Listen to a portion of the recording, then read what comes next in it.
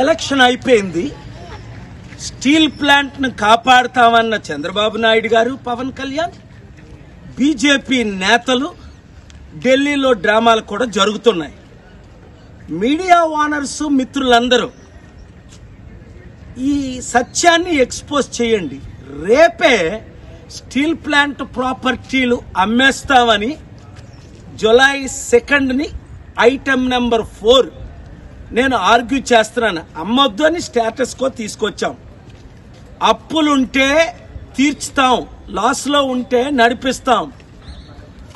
1 to 5 billion 8,000 కోట్ల నుంచి 40,000 కోట్ల వరకు అఫీషియల్ డబ్బు ఎందుకు తీసుకోవట్లేదని కోర్టు 17 మార్చి 12ని, కోర్టు 6 ఏప్రిల్ 25ని government of India Modi government ని రెస్పాండ్ అవ్వమన్నా డొనేషన్స్ ఎందుకు తీసుకోవట్లేదు, స్టీల్ ప్లాంట్ ని అమ్మకుండా ఆపి గవర్నమెంట్ లో ఎందుకు పూర్తిగా కలపట్లేదు, సేల్లో ప్రాఫిట్ మేకింగ్ 8 లక్షల కోట్లు 8,000 కోట్లకి ఎందుకు అమ్ముతున్నారు?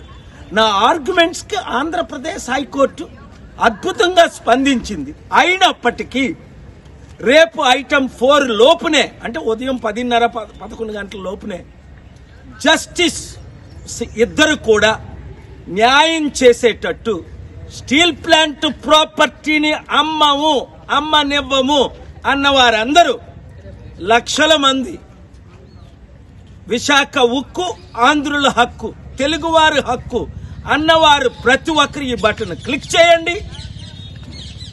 పాలిటిక్స్ పక్కన పెడదాం, పార్టీల్ని పక్కన పెడదాం, విశాఖలో ఉన్న 1,00,000 కుటుంబాలు కాపాడదాం.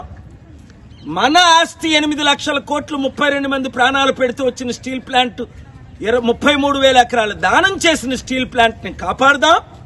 కలిసి పోరాడదాం.